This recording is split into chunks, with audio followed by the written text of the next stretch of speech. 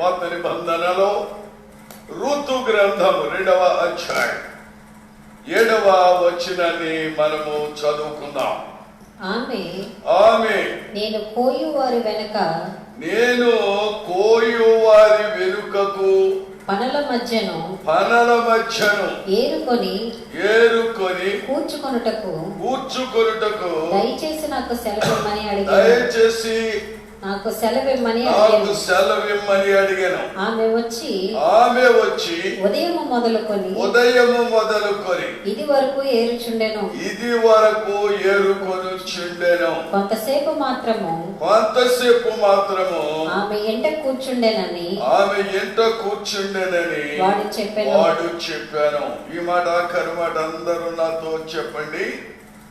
ఆమె, అందరూ చెప్పండి. ఆమె నేను కోయువారి వెనుకకు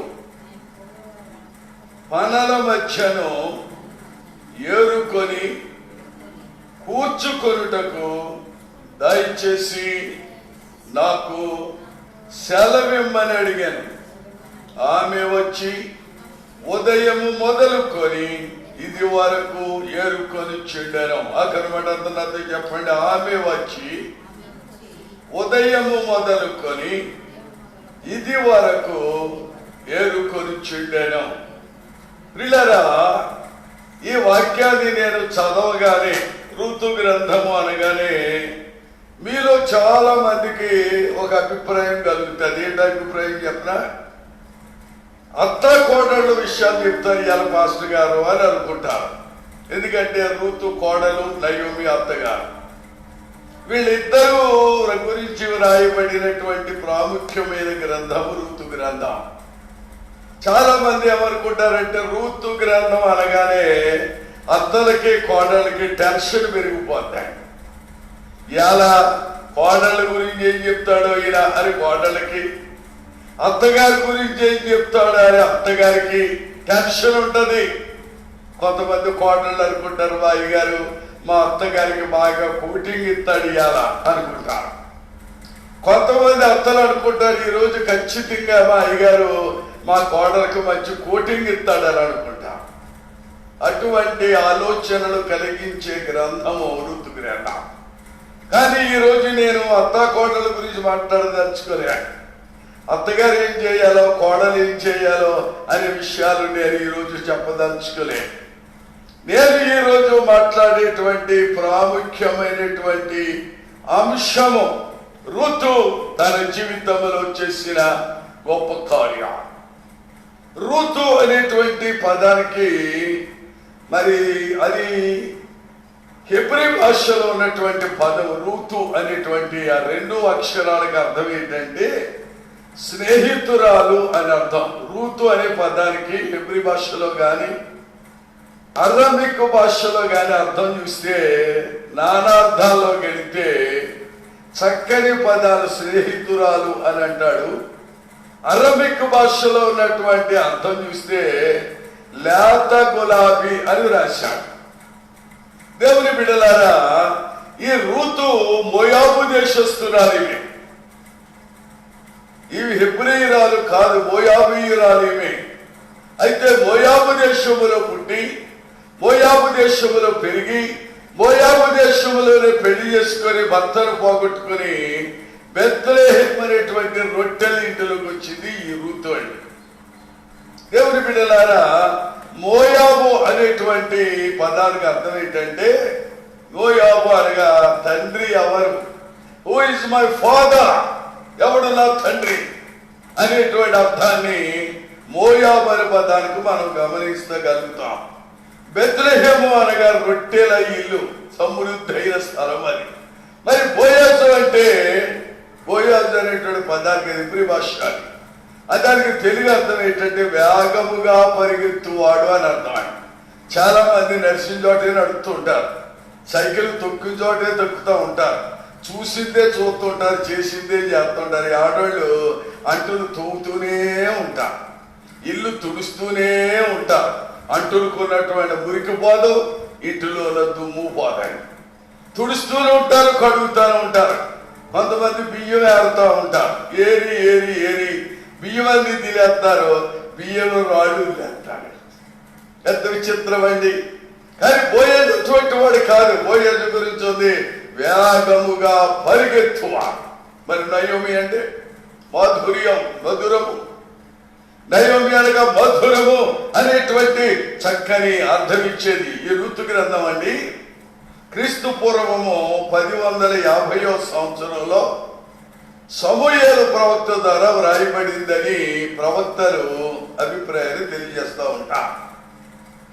ఈ ఋతు గ్రంథము సమూయేలు ప్రవక్త క్రీస్తు పూర్వము 1050వ సంవత్సరంలో ఈ గ్రంథాన్ని వ్రాసినట్లుగా చరిత్ర ఆధారాన్ని బట్టి నేను మీకు చెప్పగలుగుతున్నా. దేవుని బిడ్డలారా, మీరు గమనించారు, రూతు మోయాబీయురాలని చెప్పారు కదా, కన్యురాలు, అన్యదేశంలో పుట్టింది. ఈ యొక్క మరి తండ్రి ఎవరో తెలియనటువంటి ప్రాంతంలో పుట్టి పెరిగినటువంటి ఈ రూతు అన్యురాలే గాని బెత్లెహేముకు వచ్చి ధన్యురాలు అయ్యింది. ఎంత అద్భుతమండి. ఒక అన్యురాలు ఒక ధన్యురాలుగా మారి ఈమె అంటండి రూతు రక్షింపబడిన విశ్వాసికి సదృశ్యమని, లేదా సంఘములో క్రొత్తగా చేర్చబడిన ఒక విశ్వాస జీవితానికి ఈ రూతు సాదృశ్యంగా కనపడుతుంది. ఎందుకు ఇదంతా చెప్పానో తెలుసా? ఉపోద్ఘాతం అంటే బంగాళాఖాతం అంత ఉంటుందట. ఉపోద్ఘాతం తెలిస్తేనే కానీ సీరియల్లోకి వెళ్ళారనుకోండి జరిగిన కథ అంటాడు. దేవుని బిడ్డలారా, జరిగిందేంతో తెలిస్తేనే గాని జరగబోయేది మనకు అర్థం కాదండి. అందుకే నేను ఈ రూతు చరిత్ర, రూతు గ్రంథమును గురించి, ప్రవక్తను గురించి, వారి వంశములను గురించి నేను ఇంతవరకు మీకు తెలియజేశా. దేవుని బిడ్డలారా, ఇప్పుడు మనము వాక్యములోనికి వెళ్దాం. రూతు అనగా నేనేం చెప్పానండి? విశ్వాసానికి సాదృశ్యం, ఒక విశ్వాసికి సాదృశ్యం, సంఘములో ఉన్నటువంటి ఒక బిడ్డకు సాదృశ్యం, దేవుని రాకడ కొరకు సిద్ధపడుచున్న విశ్వాసికి సాదృశ్యం. అంటే మీరు గమనించండి, చక్కగా ఇళ్లలో కూర్చుని వాక్యం వింటున్నారే, మీకే సాదృశ్యం అండి, మీకే ఈ వాక్యం.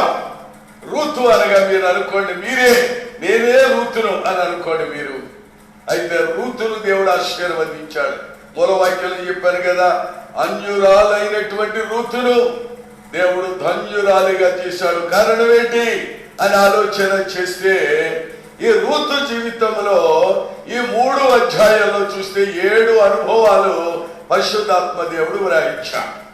ఈ 7 అనుభవాలు చెప్పాలంటే, వివరంగా చెప్పాలంటే, నాకు 7 వారాలు టైం ఇస్తే, 7 ఆదివారాలు నాకు సమయం ఇస్తే రూతు చరిత్ర వివరంగా చెప్పడానికి నేను ప్రయత్నిస్తా.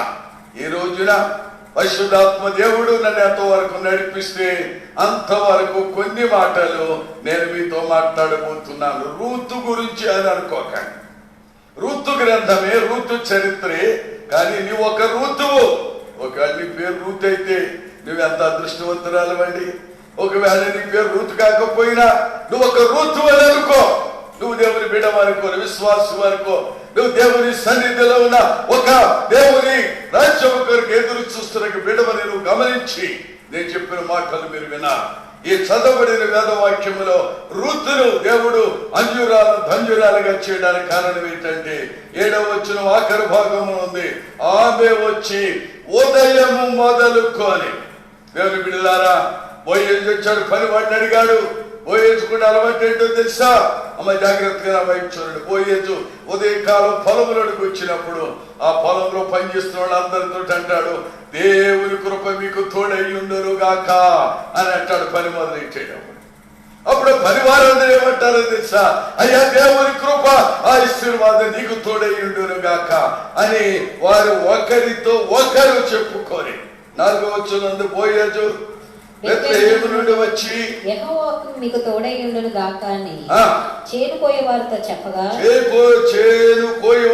చెప్పగా వారు యెహోవా నిన్ను ఆశీర్వదించును గాక అని. మనం ఎప్పుడైనా అంటామా? పొద్దున కనపడిగిన ప్రజలను చెప్పడం జాతి కాదు, వందనాలు చెప్పడం జాతి కాదు, అయ్యా దేవుడిని దీవించుగా కానీ చెప్పడం జాతి కాదు. ఇంటికి వచ్చిన ఈలో ఎదురైనా దారెంట పోయినా హాయ్ అని చెయ్యుపుతారు, వెనకాలగానే బాయ్ అంటారు.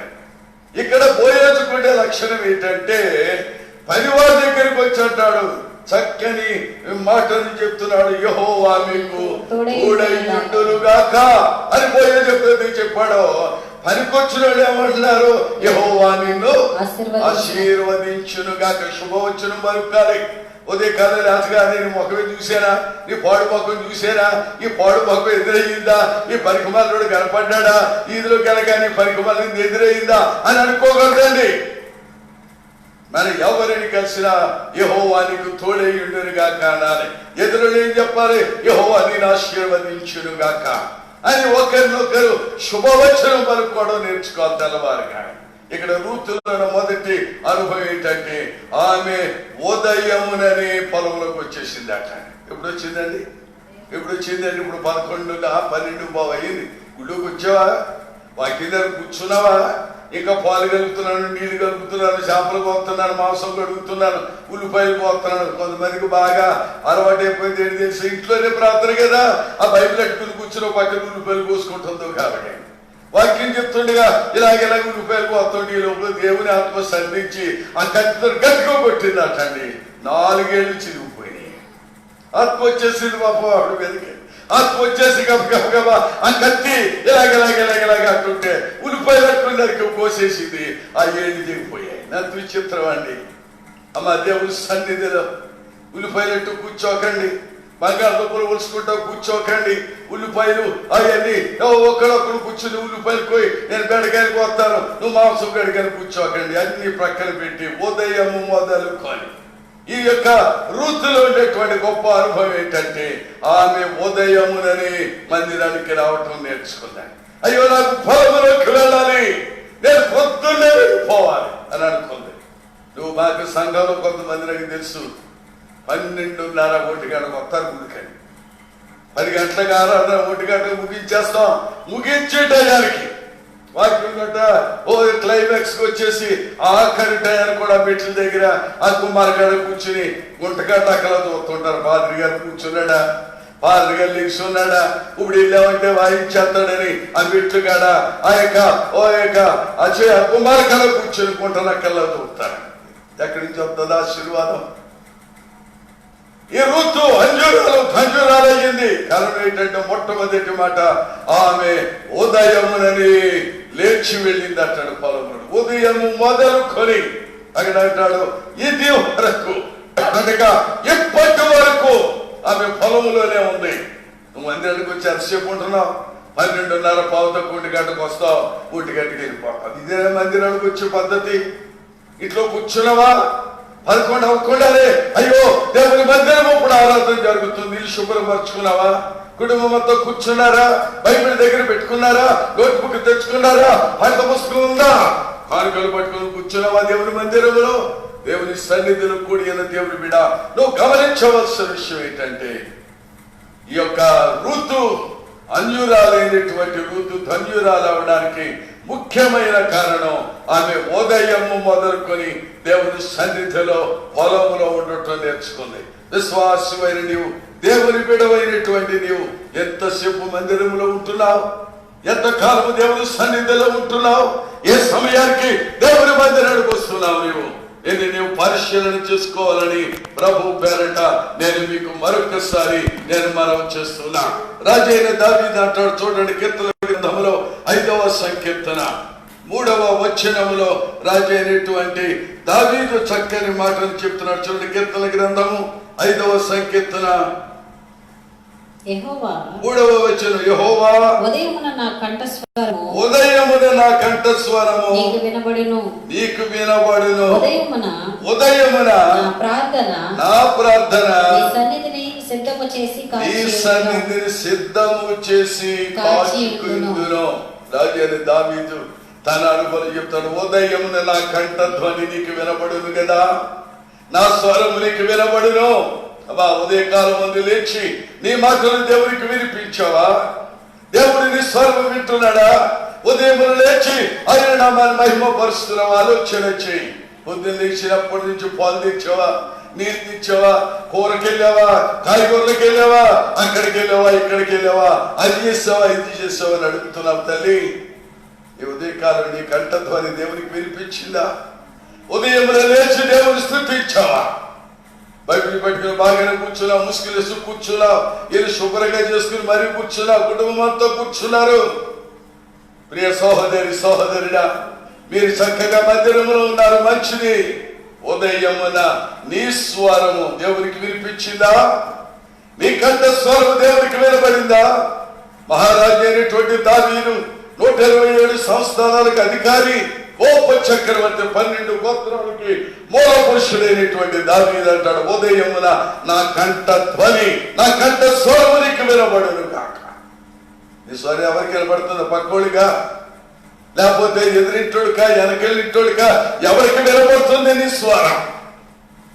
నీవు ఋతు అని అంజురాలు అయిన నీవు ధన్యురాలు కావాలంటే ఋతు ఉదయము మొదలుకొని ఇప్పటి వరకు ఆమె పొలములోనే ఉందటన్నాడు.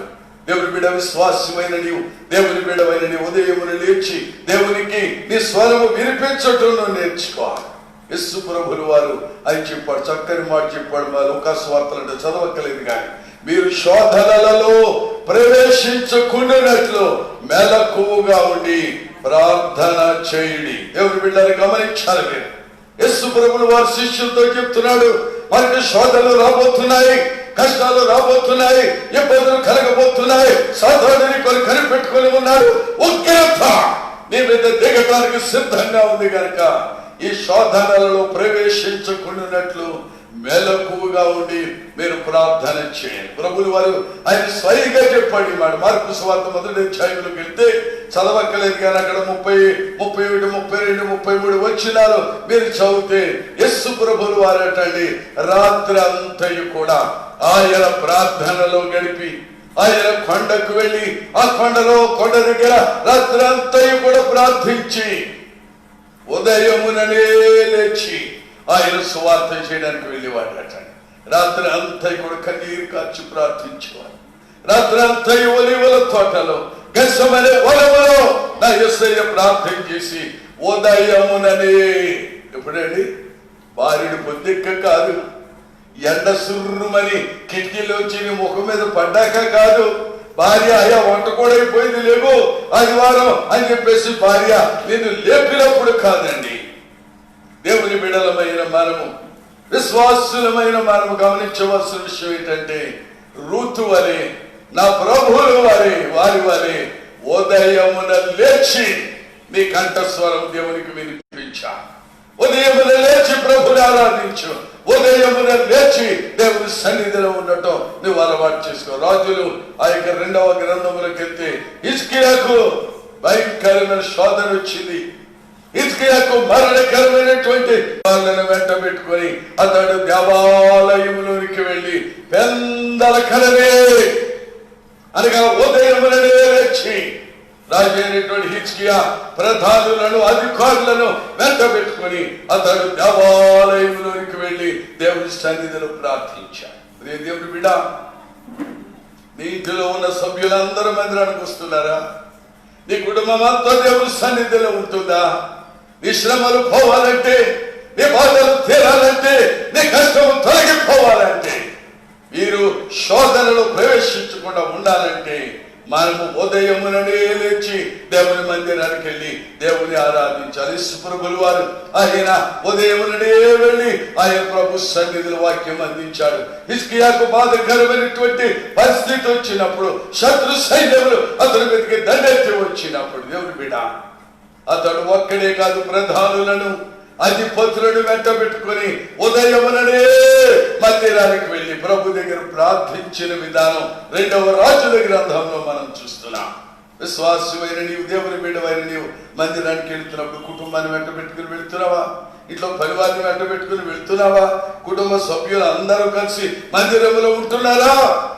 ప్రియ సహోదరి సహోదరుడా, నువ్వు ఆలోచించాలి. ఋతు అంజురాలైనటువంటి ఋతు ధన్యురాలు అవడానికి మొదటిది ఉదయముననే ఆమె ఆ యొక్క పొలములోనికి వెళ్ళిందట. విశ్వాసమైన నీవు, దేవుని బిడ్డవైన నీవు నీ జీవితంలో, నీ బ్రతుకులో నువ్వు నేర్చుకోవాల్సింది ఉదయముననే లేచి దేవుని ఆరాధించి నీ కంఠస్వరం దేవునికి వినిపించు. ఆమె వలె దేవుని మందిరానికి వెళ్ళు, కుటుంబ సభ్యులతో కలిసి వెళ్ళు. కుటుంబం అంతా మందిరంలో ఉదయము మొదలుకొని చక్కని మాట అంటాడు, ఆమె వచ్చి ఉదయం మొదలుకొని ఇది వరకు ఏరుకొని చూడేరా.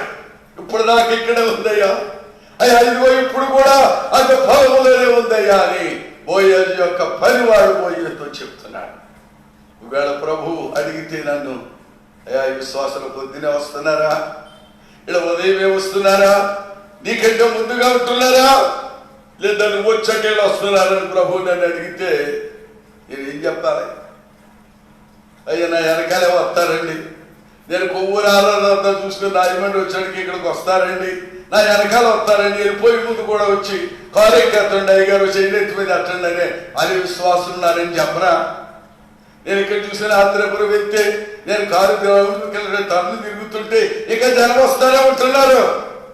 ఏమని చెప్పను మీ గురించి? నేను పోయే జరుగుతున్నాడు. ఈమె ఎప్పుడొచ్చింది? ఆమె వచ్చి ఉదయము మొదలుకొని ఇది వరకు ఇక్కడే ఆమె ఉందయ్యా అని చెప్తున్నాను. నేను చెప్పగలను మీ గురించి.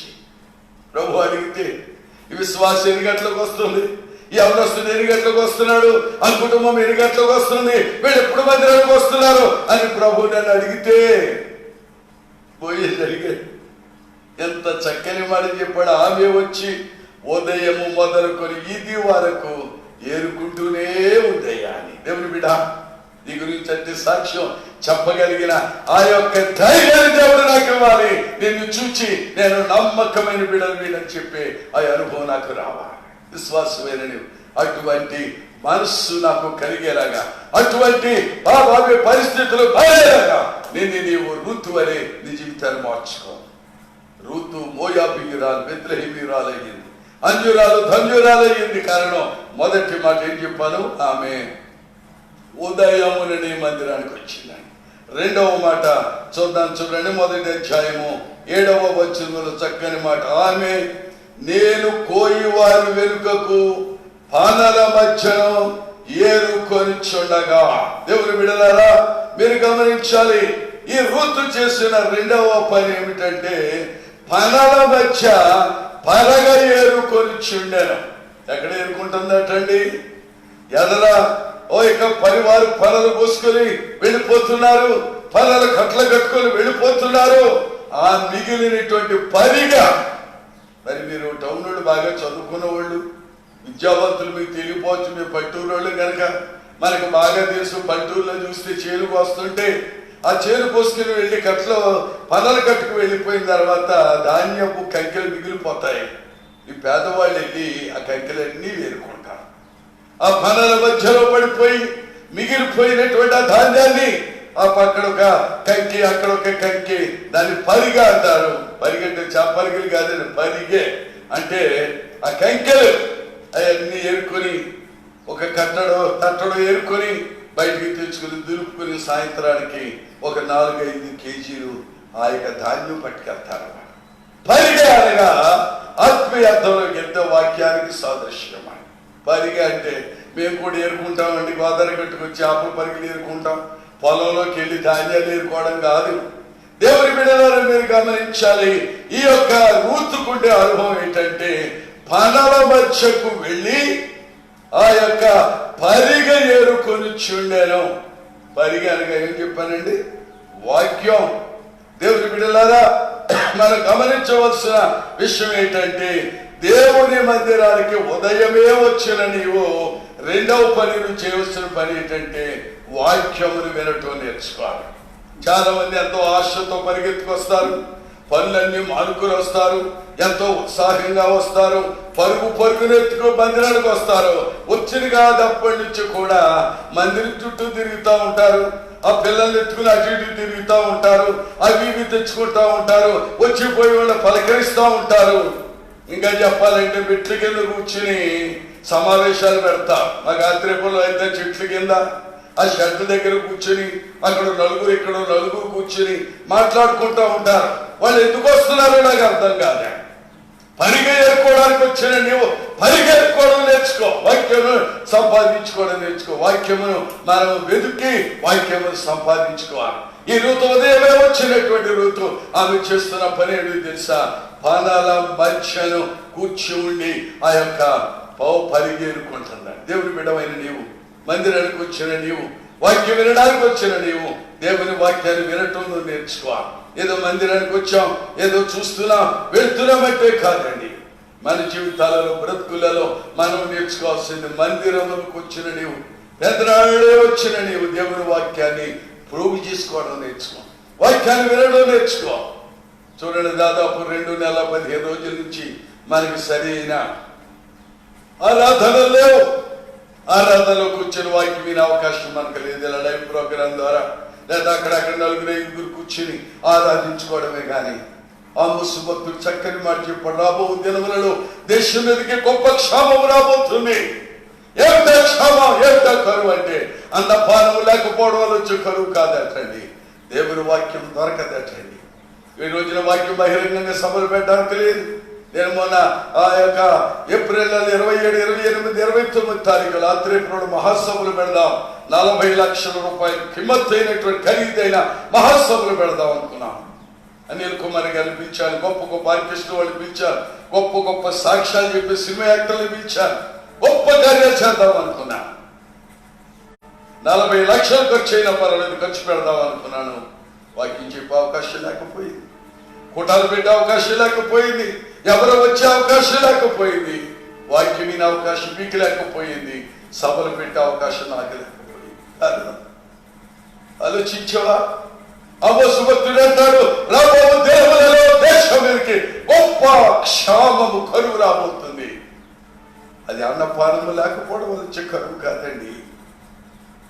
దేవుని వాక్యము దొరకక ప్రజలు ఈ సముద్రం నుంచి ఆ సముద్రం వరకు, ఈ ప్రక్క నుండి ఆ ప్రక్క వరకు, తూర్పు నుండి పడమర వరకు, ఉత్తరం నుంచి దక్షిణ వరకు పరిగెత్తుదురు కానీ వారికి వాక్యము దొరకదు అన్నాడు. ఎంత ఖచ్చితమైన మాట అండి. దేవుని బిడ్డ, ఈ ఋతు అన్యురాలైనటువంటి ఋతు ధన్యురాలు అవడానికి రెండవ కార్యం ఏంటంటే పరిగి ఏరుకుంటుందండి. వాక్యాన్ని స్వీకరించి యేసు ప్రభువుల వారు శరీరానికి ఉండేటప్పుడైనా మార్కు సువార్త 2వ అధ్యాయము 2వ వచనములో మనం చూసినట్లయితే ఆయన దగ్గరకు వచ్చిన జన సమూహములకు యేసు ప్రభువుల వారు వాక్యమును బోధించను. చదవండి, 2వ అధ్యాయం 2వ వచనం. ఆయన ఇంట ఉన్నాడని వినవచ్చినప్పుడు అనేకులు కూడి వచ్చిరు గనుక వాకిటైనను వారికి స్థలము లేకపోయాను, వాకిటైనను కూర్చుండుటకు వారికి స్థలము లేకపోయాను. ఆయన వారికి వాక్యము బోధించుచుండగా ఏం చెప్తున్నాడండి? ఆయన వాక్యమును బోధిస్తున్నాడు యేసు ప్రభువుల వారు. ఆ జన సమూహం చూచాడు కపెర్నహూములో. ఆయన ఎక్కడ కూర్చొని వాక్యం చెప్పాడో, ఎంతో జనం ఉన్నారో ఆ ప్రాంతాన్ని 9 పర్యాయాలు నేను పర్యటించా. ఆ యొక్క కపెర్నహూములో ఏ ఇంటిలో ఆయన కూర్చున్నాడో, జన సమూహం ఎక్కడ ఉన్నారో అక్కడ ఎన్ని అద్భుతాలు దేవుడు చేశాడో నాతో పాటు తీసుకెళ్ళిన వారికి కూడా చూపించాను. అక్కడ జన సమూహములు యేసు దగ్గరికి వస్తుంటే ఆయన వారికి వాక్యమును బోధించి చూడాడు. వాక్యం చెప్తున్నాడు. దేవుని బిడ్డ, నీ వాక్యం వినగలుగుతున్నావా? వాక్యాన్ని స్వీకరిస్తున్నావా? వాక్యమును నీవు దేవుని సన్నిధిలో అంగీకరిస్తున్నావా?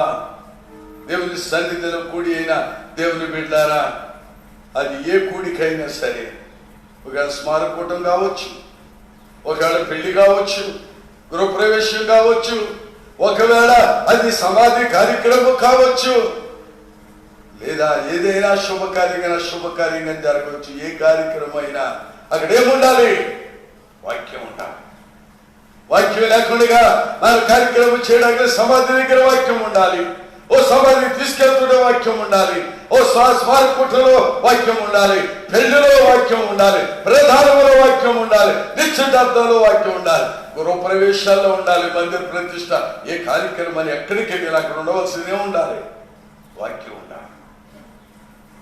చాలా మంది వాక్యానికి ప్రాధాన్యత ఎవరైనా వచ్చోడికి దాంట్లో ఇటు అలాగే సాల్వాలు కప్పడం, వాడు అది చేశాడు, ఇది చేశాడు, వాడు అది ఇచ్చాడు, ఇది ఇచ్చాడు, వాడు ఎలా బతికాడు అంటారు. ఆఖరికి వచ్చాడు గయ్య గారు 2 మాటలు చెప్పి ముగించేయండి. వాక్యం అంటే 2 మాటలేనంట. ఈ 2 గంటల సేపు సూది సరిపోయింది, ఈ 2 గంటల సేపు పొగిడిప్పులు సరిపోయా, ఈ 2 గంటల సేపు సాల్వాలు కప్పుకోవడం, దాంట్లో వేసుకోవడం సరిపోయింది. ఏది వాక్యం? నువ్వు ధన్యురాలు కాలే వంజురాలు అయిపోతున్నాం. జాగ్రత్త, ఎందుకంటే వాక్యానికి ప్రాధాన్యత ఇవ్వటలే. యేసు ప్రభుల వారు ఆయన ఏ స్థలానికి వెళ్ళినా, ఎక్కడికి వెళ్ళినా సరే దేవుని బిడ్డలారా, మనము ప్రభువులు వారు చేసిన కార్యాలు చూస్తే ఎక్కడ ఎవ్వరు వచ్చిన వాక్యం చెప్తూ ఉండేవాడు. ఆ పక్షవాయువు దగ్గరికి వెళ్ళి అంటాడు, నీ పాపములు క్షమించబడ్డాయా, నీ పాపాన్ని క్షమించారు, పాపమును విడుదల పొంది అంటున్నాడు. ఆ రక్తస్రావ స్త్రీ వచ్చినప్పుడు అమ్మా అని విశ్వాసమే నేను స్వస్థపరిచింది అని వాక్యం చెప్తున్నాడు. నేను ఎక్కడ చూసిన వాక్యం నువ్వేం చెప్తున్నా? సోది చెప్తున్నావా? సోది కబుర్లు చెప్తున్నావా? ఇవి అది జరిగింది, ఇది జరిగింది, అక్కడ ఆ ఊళ్ళో అదే అయింది, ఇక్కడ ఈ ఊళ్ళో ఇది అయింది, ఇన్ని రోజులు లాకౌట్ అంట, ఇన్ని రోజులు అదే అంట. నీకెందుకంటే న్యూస్ రీడ్, న్యూస్ చదివి వాళ్ళు ఉన్నారు కదా, న్యూస్ రీడర్స్ ఉన్నారు, వాళ్ళు చదువుతారు కదా, అది చెప్తారు కదా, ఆయన చెప్పడానికి పేపర్లు ఉన్నాయి కదా, టీవీలు ఉన్నాయి కదా, నీకెందుకండి గోళ? ఈ గోళ నీకెందుకు అసలు? వాక్యం చెప్పరు, సోది అంత సోది సోది. ఏదో ముక్కున రెండు మాటలు పెట్టుకుని ముక్కును పెట్టుకొస్తారు, ఓ తుమ్మినట్టు తుమ్మేస్తారు. అయ్యారు అవుతాడు కాసేపు చెప్పండి అని అన్నారు అనుకోండి, ఏం చెప్పాలి అర్థమవక మా ప్రసంగం చేయడం మనిషి కూర్చుని పాట పాడండి. ఎందుకంటే వాక్యానుభవం లేదు, వాక్యం చెప్పడం చేతకాటం లేదు, ఏం వాక్యం చెప్పాలో తెలియటలే. విశ్వాసమైన నీవు, దేవుని బిడమైనటువంటి నీవు నీ జీవితంలో వాక్యము ఎంత ప్రాధాన్యతను ఎప్పుడైనా గమనించావో పరిగా అనగా వాక్యానికి సాదృశ్యమండి. దేవుని బిడమైనటువంటి నీవు చూడండి, పౌలు అపొస్తలుడైన పౌలు కొలస్సీలకు రాసిన పత్రికలో 1వ అధ్యాయం 25వ వచనంలో వాక్యం అంటే ఏంటో చెప్తున్నాడు చూడండి. కొలస్సీలకు రాసిన పత్రిక 1వ అధ్యాయము 25వ వచనం. దేవుని వాక్యమును అనగా అమ్మ జాగ్రత్తగా, వాక్యం అంటే ఏంటో తెలుసా? యుగములలోను పరములలోను మరుగు చేయబడిన మర్మం సంపూర్ణముగా ప్రకటించుటకు మీ నిమిత్తము నాకు అప్పగింపబడిన దేవుని ఏర్పాటు ప్రకారము నేను ఆ సంఘమునకు పరిచారకుడనైతిని. దేవుని బిడ్డలారా, పౌలు చెప్తున్నాడు కొలస్సీ సంఘంతో అంటాడు, అయ్యా కొలస్సీలారా, కొలస్సీ బిడలారా, నా ప్రియమైన సంఘమా, వాక్యం అంటే ఏమనుకుంటున్నారు? యుగములలోను పరములలోను మరుగు చేయబడిన మర్మం. వాక్యం అంటే ఏమనుకుంటున్నారండి? చాలా మందికి వాక్యం అంటే ఏదో బైబిల్ చదివేయడం, అది ఏదైనా మాటలు చూసి ఏదో ఆ ముక్కులో తుమ్మినట్టుగా, ఏదో నోట్లో పెట్టుకుని వచ్చినట్లుగా 2 మాటలు చెప్పేయటం కాదండి. పౌలు కొలస్సీ సంఘంతో అంటున్నాడు, వాక్యం అనగా యుగములలోను పరములలోను మరుగు చేయబడిన మర్మం. ఈ రోజున ఇన్ని దేశాలు తిరిగి, సుమారు 48 దేశాలు తిరిగి సువార్తను అందిస్తున్నామంటే, లక్షలాది ప్రజలకు వాక్యాన్ని అందిస్తున్నామంటే, పిలిచిన సంఘాలు మరలా మా సంఘానికి రండి, మాకు దేవుని వాక్యం మర్మములు మాకు చెప్పండి అని వేలాదిగా ఆహ్వానాలు మాకు వస్తున్నాయి. ఎందుకో తెలుసా? యుగములలోను పరములలోను కూడా మరుగైనటువంటి మర్మములు మీకు తెలియచేయడానికి దేవుని యొక్క పరిచారకుడిగా, సంఘ కాపరిగా, మీకు నాయకుడిగా దేవుడు నన్ను ఏర్పరచుకున్నాడు అని పౌలు కొలస్సీ సంఘానికి తెలియజేస్తున్నాడు. వాక్యం అనగా మరుగైనటువంటి మర్మములు యుగములలో గాని పరములలో గాని, ఓ జరిగిన కాలంలో గాని రాబోతున్న కాలంలో ఏం జరగబోతుందో దేవుని బిడ్డలారా ఆ మర్మములు తెలియచేయాలి. చాలా మంది ఈ లైవ్ ప్రోగ్రామ్స్ ద్వారా చూచి ఫోన్ చేస్తూ ఉంటారు, కొంతమంది మెసేజ్లు పెడతా ఉంటారు, ఎన్ని మర్మాలు చెప్తున్నారండి. మన సహోదరు అంటుంది, క్వారంటైన్ అంటే ఏంటో అనుకున్నామండి అయ్య గారు, మీరు దాని క్వారంటైన్ గురించి వాక్యంలో వివరిస్తే, బైబిల్ ఆధారాలు చూపిస్తే, ఇదిగో దైవజనుడు పౌలు అరేబియా దేశానికి వెళ్ళి క్వారంటైన్ లో ఉన్నాడని మీరు చెప్తే, ఇన్ని సంవత్సరాలు ఎప్పుడు ఈ మర్మం ఎరగలేదండి అని దాని సహోదరి ఎవరొస్తున్నారు నాకు ఫోన్లో మాట్లాడుతూ చెప్తుంది. మరొక స్థలానికి వెళ్తూ సహోదరి అంటుంది, అయ్యా జ్వరం అంటున్నారండి, ఈ యొక్క కరోనా జ్వరం అంటున్నారు, ఆ జ్వరం ఎలాగొస్తుందో ఏంటో మీరు జ్వరముల గురించి వాక్యం చెప్పినప్పుడు ఎన్ని మర్మాలు మాకు అర్థమయ్యాయి అని సహోదరి చెప్తుంది. ఎందుకు ఈ మాట నేను గొప్ప కొరకు చెప్పుకోవట్లేదండి, మీకు అందరికీ తెలుసు. మరుగైన మర్మములు యుగములలోను పరములలోను కూడా మరువైనటువంటి మరొకరు బయటికి చెప్పడమే అది క్రీస్తు వాక్యంలో ఉన్నటువంటి గొప్ప సంగతి అండి. అందుకే ప్రభు అలనాడు పౌలు నిన్నుకున్నాడు, ఈనాడు ఆ భాగ్యుడైన నన్ను కూడా దేవుడు ఆ తల్లిని నాకు ఇచ్చాడు. విశ్వాసమైన నీవు, దేవుని బిడవైనటువంటి నీవు దేవుని వాక్యాన్ని వినటం నేర్చుకోవాలి. ఎందుకంటే దావీదు అంటాడంటే 119వ సంకీర్తన 50 వచ్చిన అంటాడు, నీ వాక్యమే నన్ను బ్రతికించా. ఇది బ్రతికించింది అంటున్నాడండి. అయ్యా కరోనాలో వచ్చి ఇదిగో ఈ యొక్క మందు బాగు చేసిందండి, జ్వరం వస్తే ఈ మందు బాగు చేసిందండి, అయ్యా కాళ్ళు నొప్పులు వస్తే ఈ యొక్క మందు బాగు చేసిందండి, మెడ పోతే పలా డాక్టర్ బాగు చేశాడు అంటలే. రాజు అయిన దావీదు అంటాడు 119:50 వచ్చిన అంటాడు, నీ వాక్యమే నన్ను బ్రతికించి ఉన్నది. ఎవరు బ్రతికించారు అంటున్నాడండి. దేవుని బిడ్డ ఒక ఆత్మీయంగా లేకపోతే అనేక రకాలుగా నువ్వు మరణించున్నావేమో. ఈ మధ్యాహ్న కాలం మందు వాక్యమును ఆలకిస్తున్న నీవు, వాక్యమును వింటున్న నీవు, నీ జీవితంలో ఈ వాక్యం నిన్ను బ్రతికిస్తుంది. అది నువ్వు నేర్చుకోవాలి. దేవుని సన్నిధిలో కూడిన దేవుని బిడ్డారా, ఎందుకంటే వాక్యము ఎటువంటి అపొస్తలుడైన భక్తుడైనటువంటి యాకోబు భక్తుడు 1:21 చక్కని మాటలు చెప్తున్నాడు. చూడండి, యాకోబు పత్రిక 1వ అధ్యాయము 21వ మనము చదువుకుందాం. అందుచేత సమస్తమైన కల్మషమును విర్రవీగుచున్న దుష్టత్వమును మాని లోపల నాటబడి నీ ఆత్మలను రక్షించుటకు. దేన్ని రక్షించడానికి అటండి?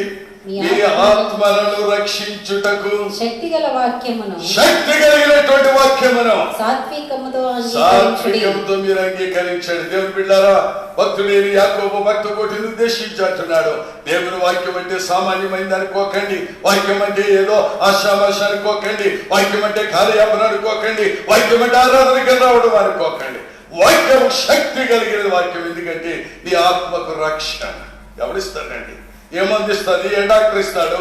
ఏ దేశం వెళ్తే జరుగుతుంది? ఎక్కడికి వెళ్తే నీ ఆత్మకు రక్షణ కలుగుతాడు. ఈ వాక్యం శక్తి కలిగినదై నీ యొక్క ఆత్మకు రక్షణ కలిగిస్తుంది. చాలా మంది విశ్వాసం చూస్తుంటే వాక్యం అంటే నిర్లక్ష్యం. వెళ్దాంలే, ఏదో ఆఖరిని తాళమ చెయ్యాడతాడు, సర్పాపం పెట్టాడు, అయ్యగా చెయ్యాడతాడు కదా, ఆ టయానికి ఏదో కానికి చేసి చెయ్యి తీసుకొచ్చేద్దాం అని అనుకుంటున్నావు. జాగ్రత్త సుమా. ఆ యొక్క రూతు జీవితంలో చూస్తే అంజురాలైన రూతు ధన్యురాలు. మొదటిది ఆమె ఉదయమునే ఆమె పొలమునడికి వెళ్ళింది. రెండవది ఆమె చేసిన పని పరిగి ఎదుర్కొంటుందండి. వాక్యాన్ని సేకరిస్తుంది, ఆధారాన్ని పోగొట్టుకుంటుంది. విశ్వాసమైన నీవు దేవుని సన్నిధిలో నువ్వు ఏం చేస్తున్నావు ఆలోచించావా? మహాసభలు పెడతా ఉంటా, కృతజ్ఞత గుడికలు పెడుతుంటా, స్మారక కూటాలు పెడుతుంటా, వేలు ఖర్చు పెడతా, లక్షల మంది ప్రజలు వస్తూ ఉంటారు. అన్ని బాగానే ఉంటాయి. వాక్యం ఉండదండి. అక్కడ వాక్యం ఉండదు. పెట్టగలరు. మనకు ఆయన హైదరాబాద్ నుంచి వచ్చి నాతో మాట్లాడుతూ అంటున్నాడు, దగ్గర ఒక పెద్ద గుడికి వెళ్తున్నామండి, ఎప్పుడు చూసినా పెట్టగలనేనండి. అత్తగారి గొడవ, కొడుకు గొడవ, ఆ కోడలు గొడవలు, ఈ గొడవలే తప్ప సరి అయిన వాక్యం లేదండి అంటున్నాడు. ఎంత విచారం అండి. లక్షల మంది వస్తున్నారు, కోట్ల రూపాయలు డబ్బు వస్తుంది, వేలు మంది వస్తున్నారు, వేలు పెట్టుబడి కూటమి పెడుతున్నావు, నీ ఇంటిలో మీటింగ్ పెడుతున్నావు. వాక్యం ఉందా? దాని వాక్యానికి సమయం ఇస్తున్నావా? దాని వాక్యం ద్వారా నీ ఆత్మకు మేలు కలుగుతుందా? ఎన్ని కోటాలు పెట్టాం, ఎంతమంది వచ్చేవారు కాదు. దేవుని కృపను బట్టి మాతో పనిచేస్తున్న కొన్ని వందల మంది దైవ సేవకులు ప్రభు నాకు ఇచ్చాడు. వాళ్ళ దగ్గరికి వెళ్ళినప్పుడు నేను ఒకటి అడుగుతాను, కోటాలు ఎలా జరిగాయా అని అడగనండి. ఎంతమంది రక్షింపబడ్డారు? ఎంతమందికి బుద్ధలో బాప్తిస్మం ఇచ్చావు? ఎంతమంది పరిశుద్ధాత్మ చేత నింపబడ్డారు? చాలా మంది అలాగని. ఎంతమంది వస్తారు? 10,000 మంది ఉంటారా? 5,000 ఉంటారా? మీ దగ్గర 200 మంది వస్తారా? ఇది కాదు లెక్క. మనకు కావాల్సింది ఈ వాక్యము ద్వారా ఎంతమంది రక్షింపబడ్డారు, ఆత్మలకు రక్షణ ఎంతమందికి వచ్చింది. దేవుని సన్నిధిలో కూడినటువంటి దేవుని బిడ్డలారా, విశ్వాసమైన నీవు, దేవుని బిడ్డవైనటువంటి నువ్వు గమనించాలి. ఎన్ని కోటాలు పెట్టినా, ఎన్ని సభలు పెట్టినా, ఎన్ని వేల మంది వచ్చినా, లక్షలాది మంది ప్రజలు వచ్చినా, సరి అయిన వాక్యం లేకపోతే ఉప్పు లేని కూరలాగా, ఉప్పు లేని పప్పు ఎలాగుంటుందండి? కందిపప్పు చక్కగా గవర్నమెంట్ ఇచ్చిందని శుభ్రంగా చక్కగా వేసి తాలింపు పెట్టి చక్కగా ఉండింది తల్లి, కానీ అందులో ఉప్పే లేదండి. ఉప్పు లేని పప్పు ఎలాగుంటుంది? ఉప్పు లేని కూర ఎలాగుంటుంది? వాక్యము లేని సభలు కూడా అలాగే ఉంటాయి. విశ్వాసమైన నీవు, దేవుని బిడ్డవైన నీవు ఉప్పు లేని కూరలాగుండొద్దండి. వాక్యమును కలిగి మనం జీవిద్దాం. అందుకే ఋతు చేసిన రెండవ పని ఏమిటంటే, ఏం చేసింది? ఆమె పరిగే ఏరుకుంటుంది. చూడండి, 2వ పేతురు పత్రిక 1వ అధ్యాయం 18వ వచనంలో పేతురు మహాశయుడు కూడా వాక్యమును గురించి చక్కని మాట మనకు తెలియజేస్తున్నాడు. చూడండి, 2వ పేతురు పత్రిక 1వ అధ్యాయం 18వ వచనం. మేము ఆ పరిశుద్ధ పర్వతం మీద ఆయనతో కూడా ఉండిన వారమై, ఆయనతో కూడా పర్వతం మీద మేము ఉండిన వారమై, ఆ శబ్దము ఆకాశము నుండి రాగా వింటిమి. మరియు ఎంతకంటే స్థిరమైన ప్రవచన వాక్యము మనకున్నది, ఎంతకంటే స్థిరమైనటువంటి ప్రవచన వాక్యము మనకున్నది. తెల్లవారి వేకువ చుక్క మీ హృదయములలో ఉదయించు వరకు, మీ హృదయములలో అది నిలుచు వరకు ఆ వాక్యము చీకటి గల చోట్లను వెలిగించు దీపమై ఉన్నది. దేవుని బిడ్డలారా గమనించాలి. పేతురు మహాశయుడు చెప్పాడు, దేవుని వాక్యం వింటున్నా మంచిది. వాక్యము వింటున్న నీవు తెల్లవారు జామున వేకువ చుక్క. ఏ చుక్కటండి? మీకు టౌన్ వాళ్ళు ఎప్పుడు లెగుతారో ఎప్పుడు పడుకుంటారో తెలియని పల్లెటూరులో తెల్లవారు జామున లేచి అదిగో ఆ వేకువ చుక్క కనిపించిందని ఎవరి పనులు వాళ్ళు చేసుకుంటా ఉంటారు. ఇక్కడ పేతురు మహాశయుడు అంటున్నాడు, వేకువ చుక్క, తెల్లవారు వేకువ చుక్క మీ హృదయములలో అది స్థిరపడలాగా దేవుని వాక్యం అలాగ ఉండాలంట. వాక్యం విన్నామంటే అది జీవితంలో అలాగ ఉండిపోవాలి. మరి ఈ మధ్య నేను చోట మీటింగ్కి వెళ్తే సహోదరి ఎక్కడో అన్నవరం నుంచి వచ్చింది. అన్నవరం ప్రక్కన ఏదో పల్లెటూరు అన్నమాట అండి. మంటపం అనేది ఊరు ఉంది. ఇప్పుడు 15-20 సంవత్సరాల క్రితం నేను అక్కడికి వెళ్ళి వాక్యం చెప్పాను. పరమగీతాల నుంచి చక్కని వాక్యం చెప్పాను. నేను నల్లని దానైనను, నేను సౌందర్యవంతురాలను అనేటువంటి ఆ ప్రసంగాన్ని అన్నవరం దగ్గర మంటపం అనే ఊర్లో చేశాను. 15 సంవత్సరాలు 20 సంవత్సరాలు అయిందో సహోదరి పశువేదన వచ్చిందని. అక్కడ నేను మీటింగ్ రూపరేషన్కి వెళ్తా అంటుంది, అయ్యగారు పలానా సంవత్సరంలో మీరు మా ఊరు వచ్చారు, అప్పుడు చెప్పిన మాట ఇప్పటికే నేను మర్చిపోలేను. ఏం చెప్పానమ్మా వాక్యం అని అడిగాను. ఆ సహోదరి అంటది, పరమగీతాల గ్రంథము నుండి 1వ అధ్యాయం 5వ వచనం, నేను నల్లని దానైనను సౌందర్యవంతురాలని మీరు చెప్పిన వాక్యం నేను ఎప్పుడూ మర్చిపోనండి అంటుంది. ఎంత ఆనందం అనిపించింది. 20 సంవత్సరాలు 18 సంవత్సరాల క్రితం చెప్పిన మాట ఈరోజు చెప్తుంది. ఈ రాత్రి చెప్పిన వాక్యం పొద్దున మీకు గుర్తుండదు. ఇప్పుడు చెప్పిన వాక్యం కాసేపు నాకు ఫోన్ చేసి, అమ్మా ఏ వాక్యం చెప్పానంటే, అదేనండి చాలా బాగా చెప్పారండి, చాలా మంచి వాక్యం చెప్పారండి. వాక్యం అంటాను. దేవుని వాక్యం అంటే చీకటిని తొలగిస్తుంది. దేవుని వాక్యం అంటే మనలో అవిధేయతను తొలగిస్తుంది. దేవుని వాక్యం అంటే మన జీవితాలను స్థిరపరిచి విశ్వాసమైన నీవు, దేవుని బిడ్డవైన నీవు గమనించవలసి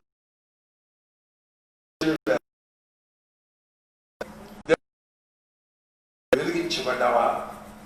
ఇలా చూడ వైపు చూస్తున్నావంటే తెల్లవారు వేకువ చుక్క నీ హృదయంలో ప్రవేశించినప్పుడు నీ చీకటి బ్రతుకును, నీ అవిధేయతని అపవిత్రతను తొలగి వాక్యము మారాలి. నీ అవిధేయతను ఈరోజులనే ఆ సల్లా చేయగానే ఓకే అని కొడతారు.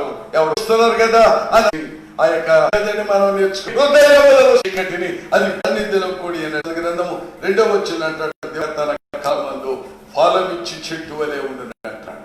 వాడకుండా ఫలమిచ్చే చెట్టులాగా ఉండాలంటే దేవుని వాక్యము దివారాత్రులు దాన్ని ధ్యానించాలి. నేను బిడ్డ 2 మాటలు చెప్పాను. మొదటిది ఆమె ఉదయముననే లేచి పొలములోనికి వెళ్ళింది. 2వది ఆమె పొలాల మధ్యన పరిగి వేసుకుంటుంది. ఇంకొక మాట క్లుప్తంగా చెప్పి నేను ముగిస్తా. 3వ మాట చూడండి, రూతు గ్రంథం 2వ అధ్యాయం. అందరూ బైబిల్ తెరచండి, మాట చెప్పి ముగిస్తా. రూతు గ్రంథము 2వ అధ్యాయము 14వ వచనం చూడండి. బోయజు ఆ. భోజన కాలమున ఆ.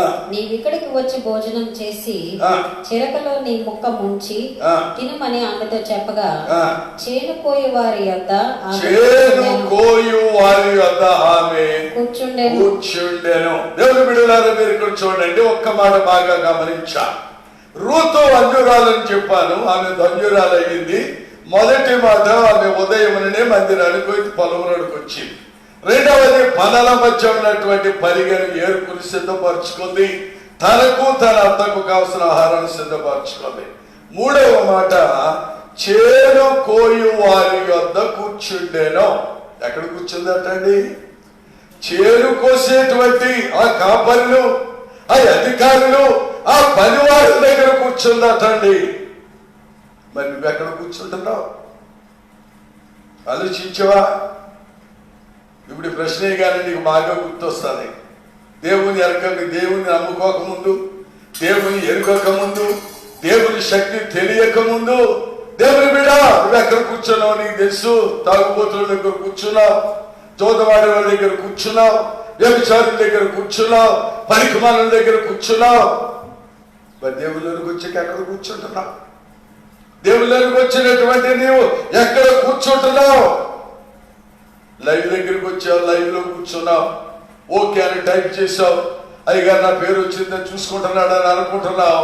లేచి వెళ్ళిపోయి వాళ్ళ దగ్గర వీళ్ళ దగ్గర కూర్చుంటున్నావు. ఎక్కడ కూర్చుంటున్నావు? విశ్వాసమైన నీవు, దేవుని బిడ్డైనటువంటి నీవు ఎక్కడ కూర్చుంటున్నావు గమనించగలిగితే దాని మీదే నీ యొక్క స్థితి ఆధారపడి ఉంటారు. దేవుని బిడ్డలమైన గమనించాలి. మందిరానికి కూడా, ఏ మందిరానికి వెళ్తున్నావు, ఏ మందిరంలో కూర్చుంటున్నావు, ఏ సంఘంలో వెళ్తున్నావు, ఏ సంఘం దగ్గర నువ్వు కూర్చుంటున్నావు. చేను కోయువారంటే ధర్మశాస్త్రము తెలిసిన వారు, పిలువబడిన వారు, ప్రతిష్ఠింపబడిన వారు, ప్రత్యేకింపబడిన వారు, దేవుని సేవకు సమర్పించుకున్న వారి దగ్గరికి వెళ్ళి కూర్చుంటే నీకు ఆశీర్వాదం. కానీ ఎక్కడ పడితే అక్కడ జీతకాలం 3 సంవత్సరాలు ఇక్కడ, 4 ఏళ్ళు అక్కడ, 3 నెలలు ఇక్కడ, 6 సంవత్సరాలు ఇక్కడ, పరుగులు అయితే ట్రాన్స్ఫర్ అయ్యే పాత్ర దగ్గర కాదండి. పిలువబడిన దైవ సేవకుల దగ్గర కూర్చోవడం నేర్చుకో. ప్రవచన వాక్యములు చెప్పే దైవ సేవకుల దగ్గరికి వెళ్ళడం నేర్చుకో. అయ్యో భారము కలిగి నీ కొరకు, నీ కుటుంబం కొరకు ప్రయాసంతో కలిగి ఖర్చు ఉపవాసాలని ప్రార్థన చేసే స్థలం అందు నువ్వు కూర్చోవడం నేర్చుకో. చాలా మంది అక్కడెక్కడ కూర్చుంటారు. మరి ఎక్కడ కూర్చుంటున్నాం? మన కూర్చునే స్థలం ఎలాంటిది? మన వెళ్తున్న సంఘం ఎలాంటిది? నువ్వు వాక్యం బోధిస్తున్న దైవజనుడు ప్రతిష్ఠింపబడిన వాడేనా, పిలువబడిన వాడేనా, త్యాగం చేయబడ్డ వాడేనా, ప్రభు సేవలో వాడబడిన వాడేనా అని ఆలోచించుకోవాలి. అంతేగాని ఎక్కడ కూడా అక్కడ కూర్చోకండి. బైబిల్లో రాజు అయినటువంటి దావీదు అంటాడు, 50వ కీర్తన 20వ వచనంలో చక్కని మాటలు చెప్తాడు. చూడండి, కీర్తన గ్రంథం 50వ కీర్తన 20వ వచనం. నీవు కూర్చుండి నీ సహోదరుని మీద కొండెములు చెప్పుచున్నావు. ఏం చేస్తున్నావు అంటాడు? కూర్చున్నాడు తిన్నగా ఉంటున్నాడా? అక్కడెక్కడ కూర్చొని, వాళ్ళ దగ్గర కూర్చొని, వీళ్ళ దగ్గర కూర్చొని అది ఇది ఆలోచిస్తుంటారు. అయ్యగారు ఏం చేస్తున్నాడంట, నేను అక్కడ సంస్కారం ఇచ్చాడంట, నేను పొద్దున అక్కడ కూటమి పెట్టాడంట, ఇక్కడ అందరికీ భోజనాలు ఇచ్చారంట, మమ్మల్ని పిలవలేదంట, మాకు చెప్పలేదంట, మమ్మల్ని మమ్మల్ని రమ్మలేదంట, ఆ స్థితి గలవాళ్ళు అన్న మాకు చెప్పలేదంట అని ఒకడు కొడుకు దిక్కులేడుతున్నావా? ఎక్కడ కూర్చున్నావు సహోదరి? నీవు కూర్చొని నీ సహోదరుని మీద కొండెములు చెప్తున్నావు. ఎందుకంటే నువ్వు కూర్చున్న స్థలం సరైన స్థలం కాదు, అది పవిత్రమైన స్థలం కాదు, దేవుడు ఏర్పాటు చేసుకున్న స్థలం కాదు. కొండెములు ఒకరికొకరు లింకులు పెట్టేసి అంటించేసి వదిలేస్తుంటారు. కొంతమంది సంఘాలు పాటు చేసేస్తున్నారు, సంసారాలు పాటు చేసేస్తున్నారు, జీవితాలు భాషలు నాశనం అయిపోతున్నాయి, వ్యాపారాలు నాశనం అయిపోతున్నాయి, దేశమే నాశనం అయిపోతుంది. ఎందుకంటే నువ్వు కూర్చుండే స్థలం మంచిది కాదు. చేయును కోయు వారి యొద్ద కూర్చున్నదటండి రూతమ్మ వెళ్ళి. విశ్వాసమైన నీవు, దేవుని బిడవైనటువంటి నీవు ఎక్కడ కూర్చుంటున్నావు? నామకార్థ క్రైస్తవుల మధ్య కలదు. మేము క్రైస్తవులమి, మేము బోధకులమి, మా ఈ మందిరాలే. అందుకనే కీర్తనగాడు మొదటి కీర్తనలో మొదటి వచ్చిన అంటాడు, అపహాసకులు కూర్చుండు చోటను కూర్చోడవద్దు. అపహసించేవారు సేవకులు అపహసిస్తారు, విశ్వాసులు అపహసిస్తారు. అపహాస్యం, వాళ్ళు బ్రతికే అపహాస్యం. అది నేను సంగతి ఖచ్చితంగా చెప్తాను, అపహాసము చేసేవారు అపహాసకు చేత నాశనమైపోతారు. చివరికి నీ బ్రతికి అపహాస్యం అయిపోద్ది, నీ సంసారమే అపహాస్యం అయిపోద్ది, నీ బ్రతికే అపహాస్యం అయిపోద్ది. అందుకని రాజ్యాన్ని దావీదు అంటాడు, అపహాసకులు కూర్చుని చోటను నీవు కూర్చోడవద్దు. చేరుకోయి వారి వద్ద కూర్చోగలుగుతాము. వారి దగ్గరికి ముసలు చెప్పట్లేదు, పనికి మాలిన కబుర్లు చెప్పట్లేదు. దేవుని సన్నిధిలో జగత్తు ఉన్నట్టు దేవుని క్షేమం నీ భక్తిని చూసి, నీ మందిరాన్ని చూసి, లేకపోతే నీ కానుకని చూసి, నీ స్థితిని చూసి మాట్లాడే వారి దగ్గరికి వెళ్ళవద్దు. నీ హృదయ స్థితిని చూసి వారి దగ్గర కూర్చొని నువ్వు మాట్లాడడం నేర్చుకో. మత్తయి సువార్త చదవకలేదు కానీ 10వ అధ్యాయము 39వ వచనంలో మరియా యేసు పాదముల యొద్ద కూర్చుందంట. ఎక్కడ కూర్చుందండి? పిలిచింది మా అత్తమ్మ, కానీ మరియా వెళ్ళి యేసు పాదముల యొద్ద కూర్చొని వాక్యం వింటుంటే ప్రభు అంటున్నాడు, ఆమె ఉత్తమమైన దానిని ఏర్పాటు చేసుకుంది. దేవుని బిడ్డ, విశ్వాసమైన నీవు, దేవుని బిడవైనటువంటి నీవు ఏమి ఏర్పాటు చేసుకుంటున్నావు? ఎటువంటి స్థలాల్లో నీవు కూర్చుంటున్నావు? పిలిచావు, కూటం పెట్టించావు, కానుకలిస్తున్నావు, గొప్ప గొప్ప కార్యాలు చేస్తున్నావు. వాక్యం వింటున్నావా? వాక్యం చెప్పడానికి వచ్చిన దైవ సేవకుల యొద్ద నువ్వు కూర్చుంటున్నావా? చివరికి ఒక మాట చెప్పినాడు, ముగిస్తాను. సమూయేలు 2వ గ్రంథములో 7వ అధ్యాయము 18వ వచనంలో చక్కని మాటను మనం చూస్తాం. చూడండి, సమూయేలు 2వ గ్రంథం 7వ అధ్యాయము 18వ వచనం. దావీదు మహారాజు లోపల ప్రవేశించి ఎక్కడికి వెళ్ళాడండి? లోపలికి అంటే సింహాల్లోకి వెళ్ళాడా? లేకపోతే ఏదైనా వ్యాయామశాలలోకి వెళ్ళాడా? జిమ్లోకి వెళ్ళాడా? లేకపోతే ఏదైనా షాపింగ్ మాల్లోకి వెళ్ళాడా? ఎక్కడికి వెళ్ళాడు? రాజు అయిన దావీదు దేవుని మందిరములోనికి వెళ్ళి యెహోవా సన్నిధిని కూర్చుని, ఎక్కడ కూర్చున్నాడండి? యెహోవా సన్నిధిలోనికి వచ్చి అక్కడ కూర్చొని ఇలాగున దేవుని దగ్గర మనవి చేశాను, నా ప్రభువా యెహోవా, ఎంతగా నీవు నన్ను హెచ్చించుటకు నేను ఎంతటి వాడను, నా కుటుంబమే పాటిది, ఎంతగా హెచ్చుగా నన్ను చేసినందుకు నీ దృష్టికి కొంచెమే మానవుల పద్ధతిని బట్టి దేవుని స్తోత్రం చేద్దాం. దైవ సన్నిధిలో కూడి దేవుని బిడ్డలారా, రాజు అయినటువంటి దావీదు అతడు సింహాసనాసీనుడై ఉన్నాడు. అతనికి అధికారులు ఉన్నారు, సేనాధిపతులు ఉన్నారు, నాయకులు ఉన్నారు. వాళ్ళందరితో కూర్చోలేదు. అతడు దేవుని సన్నిధిలో పనికి వెళ్ళి, బయట కాదండి, మందిరానికి వస్తున్నాం, మెట్ల దగ్గర కూర్చుంటున్నాం, మందిరానికి వస్తున్నాం, చెట్ల దగ్గర కూర్చుంటున్నాం, మందిరానికి వస్తున్నాం, అక్కడక్కడ తిరుగుతున్నా. దేవుని బిడ్డ, రాజు అయిన దావీదు దేవుని సన్నిధిలోనికి వెళ్ళి దేవుని దగ్గర ఎప్పుడైతే మందిరంలో కూర్చున్నాడో అతని స్థితి జ్ఞాపకం వస్తుంది. అయ్యో, నేను గొర్రెలు కాచుకునేవాడిని, అయ్యో నేను చెట్ల మీద బ్రతికేవాడిని, గొర్రె పాలు తాగేవాడిని, అంజూరపు ఆడలు తింటూ బ్రతికే నన్ను దేవుడు ఎంతగా హెచ్చించాడు. దేవుడి బిడ్డ, నువ్వు గమనించాలి. నువ్వు దేవుడి సన్నిధిలోకి వచ్చి కూర్చుంటే నీ స్థితిని గుర్తు అవుతాను, నీ బ్రతుకు నీకు జ్ఞాపకం వస్తుంది.